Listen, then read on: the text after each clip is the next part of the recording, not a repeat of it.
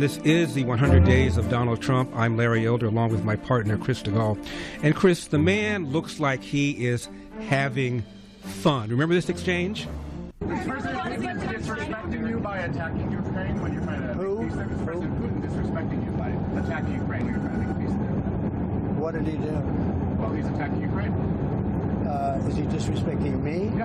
Who are you with? I'm Michael Burnbaum from Washington Post. You've lost a lot of credibility. Go ahead. What else? Who are you with? The Washington Post.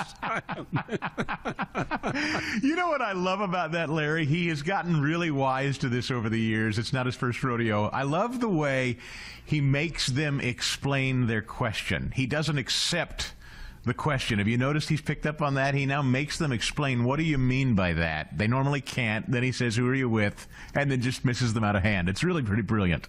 The former press secretary of Dr. Jill Biden recently said, you know, the thing about Donald Trump is he's so accessible.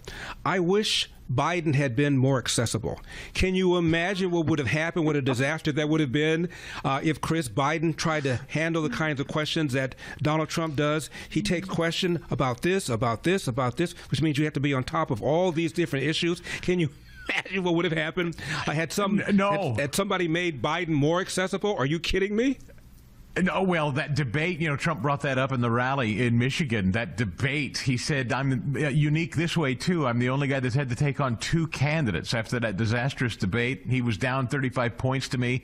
Then they tapped him out and put Kamala in. He said, can you imagine Dana White running the UFC that way, fighting two fighters at once? Biden couldn't handle it. And when he was actually put up to scrutiny, that's when George Clooney, as you well remember, threw him overboard in an editorial. Well, you talked to Lara Trump about the first 100 days and how President Trump pulled it off. Let's hear some of that. Well, it's always a thrill when she's able to make time because she's a very busy lady. But 100 days of Trump?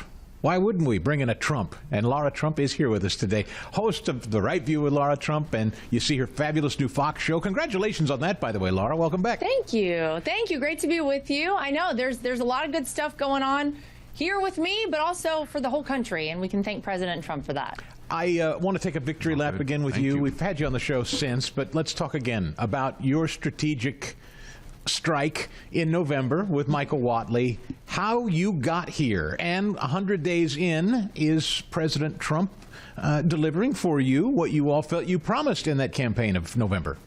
I think he's delivering so much more. You know, I think back to like a year ago, and we knew the mammoth task in front of us. We knew how much work we had to do at the RNC in order to make sure that people trusted our electoral process, to make sure there was no nefarious activity, to encourage our low propensity voters to get out. And so we put together a plan, Michael Whatley and I. And, you know, we executed it, and I think we had a great team around us who helped us do that.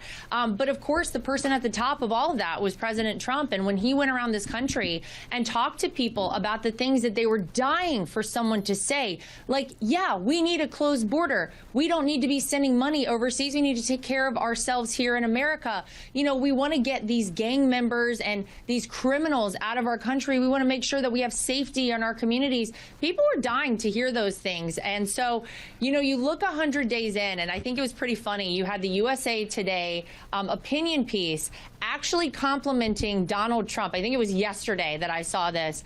And USA Today is not typically a friend to President Trump, but even they had to admit Donald Trump has done more good for America in his first 100 days than Joe Biden did in 4 years. And I think for me, as his daughter-in-law, as a former RNC co-chair, it's not just that we can look at all the statistics and all the numbers and all the things he's actually done. You can feel it out there around the country. The hopeful nature of where we are in America right now, the way people feel finally for the first time positive about the outlook of America, that's really the key, and that's the tell for me. And that's what I've felt everywhere I've been traveling across the country.